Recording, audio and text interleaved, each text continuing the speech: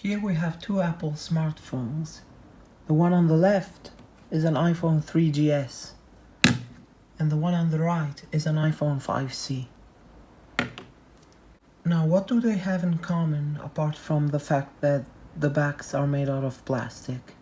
Absolutely nothing. But here on this YouTube channel, we try to make the most out of the objects we have. And even though none of these is my main smartphone now, let's see what they are capable of these days in 2018. The iPhone 3GS was the best smartphone at the time, whereas the iPhone 5C was supposed to be a cheaper iPhone. This 5C had the same specs as the iPhone 5 from 2012. And it still wasn't cheap enough, so it wasn't very successful, but I've seen a few people with this around. Both are running the latest iOS version they can. The 3GS is running iOS 6.1.6 and the 5C is running 10.3.3. The 5C I have here is actually half the capacity of the 3GS I have. However, both of these were available in 8GB versions, so I'll take what I can get. On this 3GS, the home button does work, but it's kind of hard to press. You have to press it really hard, and it often registers as two presses. So I used the assistive touch, which is this on-screen control thing. Here the home button works just fine, but it gets crooked very often because it's not stuck together properly. See, I can rotate it and it looks crooked. But the 3GS's home button looks fine. You cannot rotate it. Obviously, these days, if you like to do smartphone stuff, the 5C and obviously also the regular iPhone 5 is much more capable than the 3GS because it has a newer iOS version. But the 3GS is probably the most comfortable phone I've ever had my hands on. It's quite thick by today's standards, but it's not that thick in my opinion. And its curved design makes it very comfortable to hold in the hand.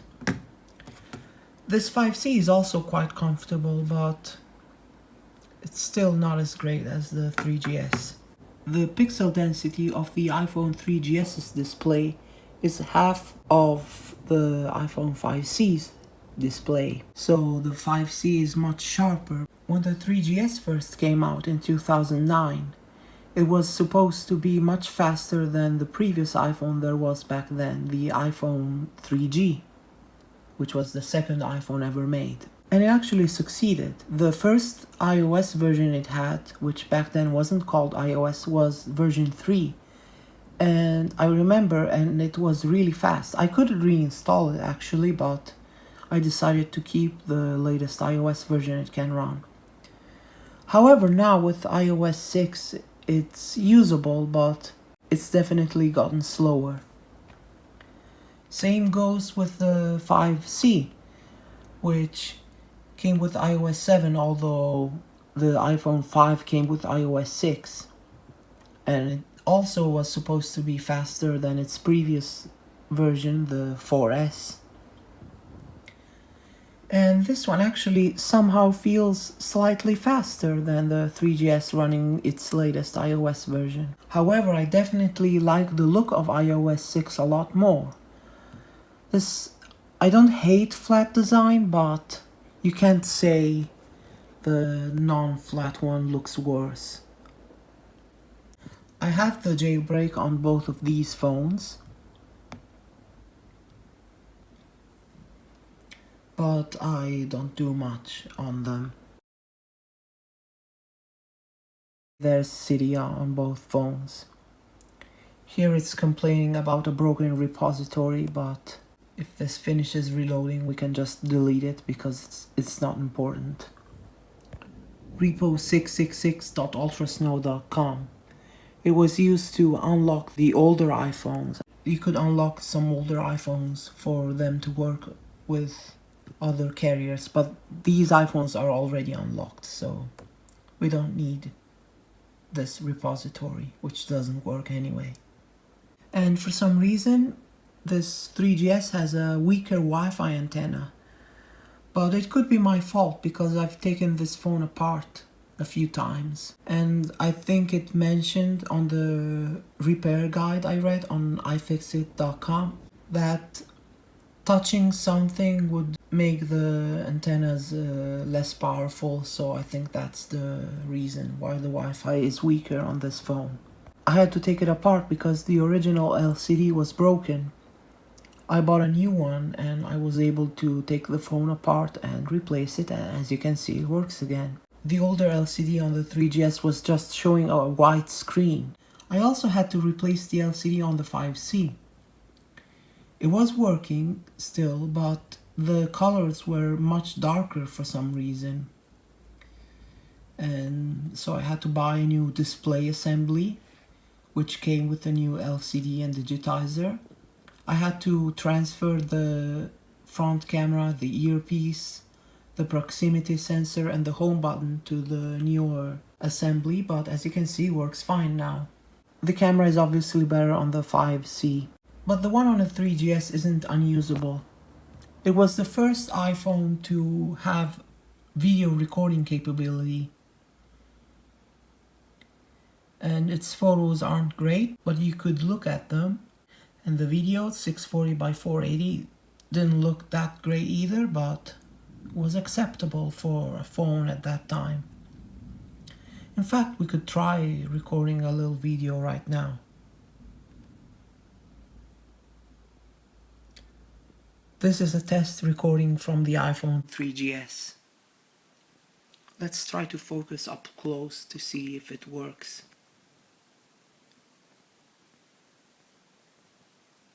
So yeah, it's not that great, but it would look a lot better if I had more light here. So this is the test. The phone is not on silent, but for some reason it's not making any sounds now. And vertical video, although it still should never be used, looks a little better here because it's not 16 by 9. It takes 4 by 3 video, so if you hold it vertically, it takes 3 by 4 video, and here's a test. This is a vertical video taken from the iPhone 3GS. Never do this with any smartphone.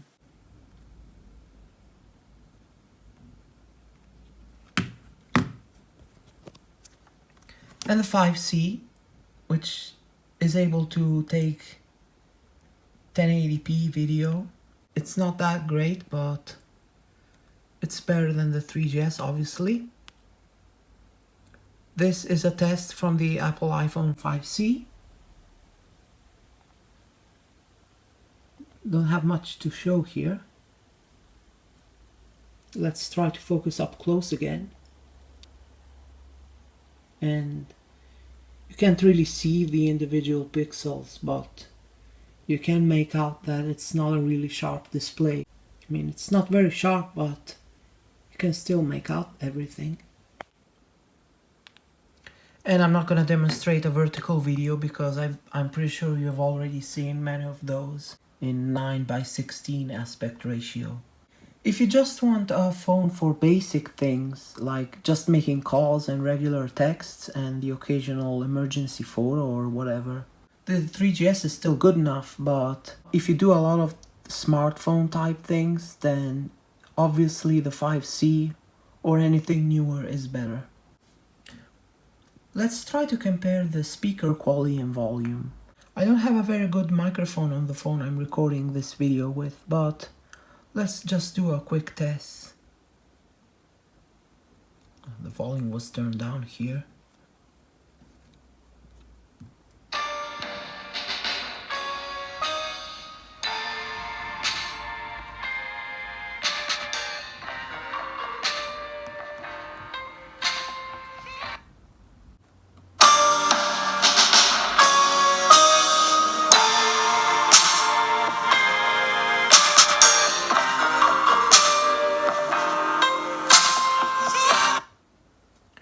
Obviously the 5C has a louder speaker.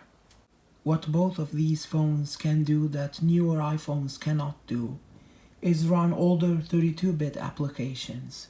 For example, a great classic iOS game is Jellycar.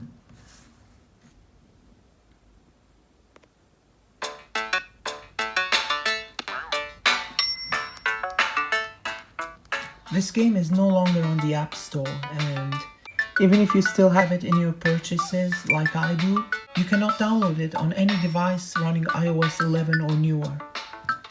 So these older phones which cannot run iOS 11 or newer are pretty useful still if you want to use these older applications. And this is a pretty good game, so it's sad that it's not available anymore.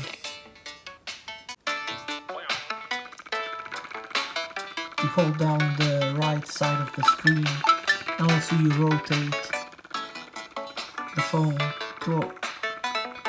I can't do really well here, but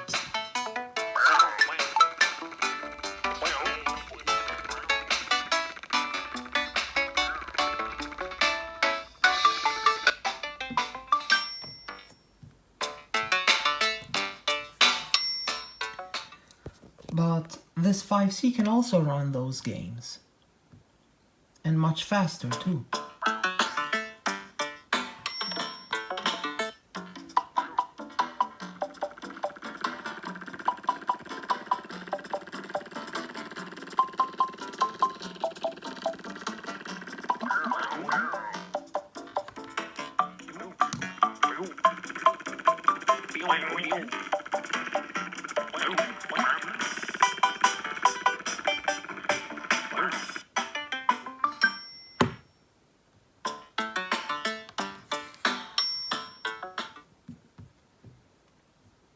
Although it's not designed for the iPhone 5 or newer, so it has black bars on the sides. But my favorite thing to do on this game is this hard level.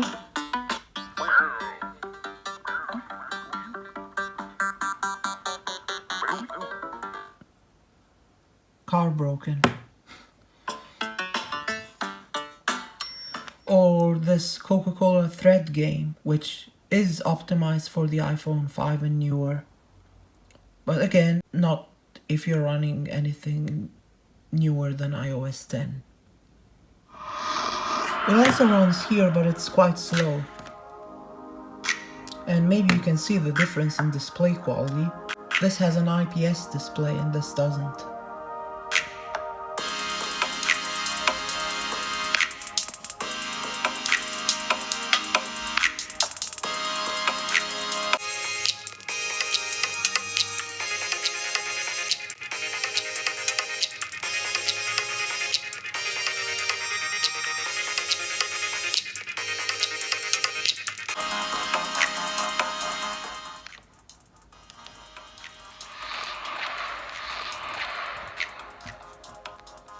And there you go, it finally opened here. So I don't think I have anything else to show about these two phones.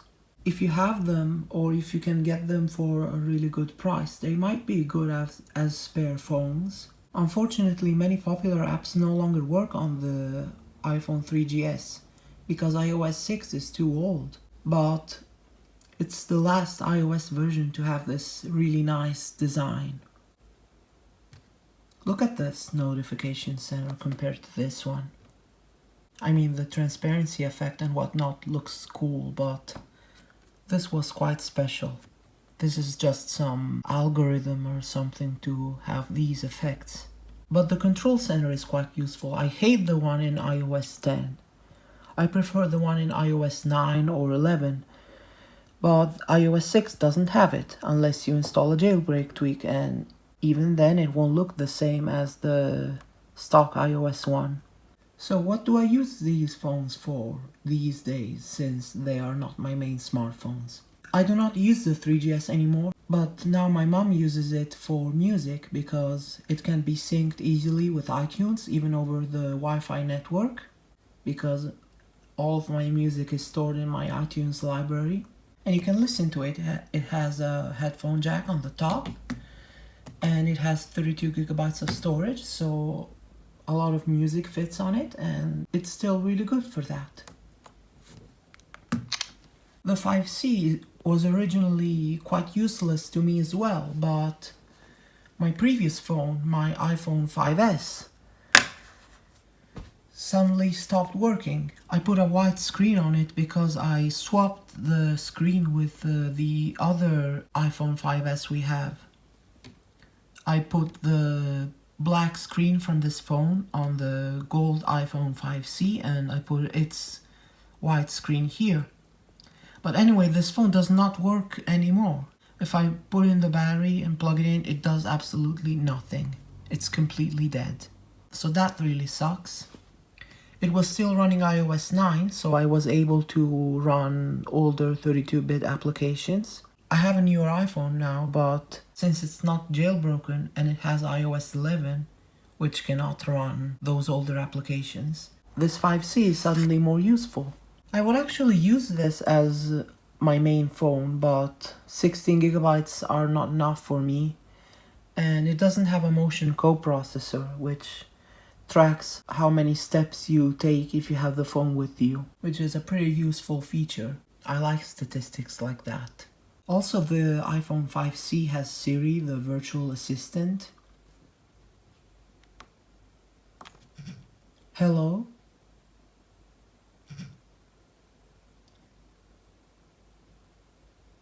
Hi there, Alessandro. Another one of my favorite older applications is Tweetbot 2, which is my favorite mobile Twitter client of all time. But unfortunately, it doesn't work anymore. I wish it had the ability to add your own tokens, even though this app was last updated in 2013. I guess I'll have to stick with the official Twitter client. So that's the iPhone 3GS and the iPhone 5C. Thank you for watching.